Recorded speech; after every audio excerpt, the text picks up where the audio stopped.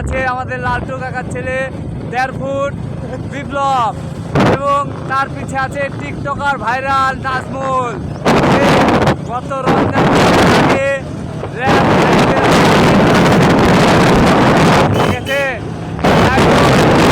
ছাড়া পেয়েছে, আপনারা তার জন্য